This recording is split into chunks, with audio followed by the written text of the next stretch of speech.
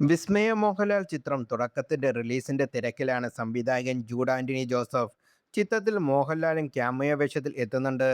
August 7-നാണ് ചിത്രം റിലീസിനെത്തുന്നത്. ഇപ്പോഴത്തെ തുടക്കത്തിന് മുമ്പ് ഹിന്ദിയിൽ ആയുഷ്മാൻ ഖുറാനിയെ വെച്ചും തമിഴിൽ ശിവകാർത്തികേയനെ വെച്ചും സിനിമകൾ പ്ലാൻ ചെയ്തു എന്ന് പറയുകയാണ് ജൂഡ്. തുടക്കം ഞാൻ സംവിധാനം ചെയ്യാൻ പ്ലാനുള്ള സിനിമയായിരുന്നില്ല. എം.വി. കൈരളി എന്ന കപ്പൽ കാണാതായതിനെക്കുറിച്ച് ഒരു സിനിമ ചെയ്യാൻ എനിക്ക് പ്ലാനുണ്ടായിരുന്നു. ഹിന്ദിയിൽ ആയുഷ്മാൻ ഖുറാനയ്ക്കൊപ്പം ഒരു സിനിമ ചെയ്യാൻ പ്ലാനുണ്ടായിരുന്നു.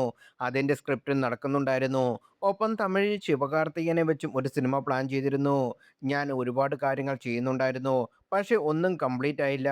എന്നാൽ പിന്നീട് ഞാൻ ഇങ്ങനെയല്ലല്ലോ സിനിമ ചെയ്തുകൊണ്ടിരുന്നത് എന്ന സത്യം ഞാൻ മനസ്സിലാക്കി. 2018-ന് മുമ്പ് ഒരു സിനിമ എഴുതി അത് ഷൂട്ട് ചെയ്തു. അത് റിലീസ് ചെയ്തു. ആ സിനിമയുടെ ഔട്ട്പുട്ട് ആസ്വദിച്ച ശേഷമാണ് അടുത്തത് എന്ത് ചെയ്യണമെന്ന് ഞാൻ ആലോചിക്കുന്നത്. എന്നാൽ 2018-ന് ശേഷം എനിക്ക് ഒരുപാട് ഓഫറുകളും കോളുകളും വന്നു എന്ന് ജൂഡിന്റെ വാക്കുകൾ. ആശിവാസ് സിനിമാസിന്റെ 37ാമത്തെ ചിത്രമാണ് തുടക്കം.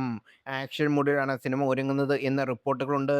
നേരത്തെ മോഹൻലാൽ ആദ്യമായി സംവിധാനം ചെയ്ത ബാറോസ് എന്ന സിനിമയിൽ വിസ്മയ അസിസ്റ്റന്റ് ഡയറക്ടറായി പ്രവർത്തിച്ചിട്ടുമുണ്ട്.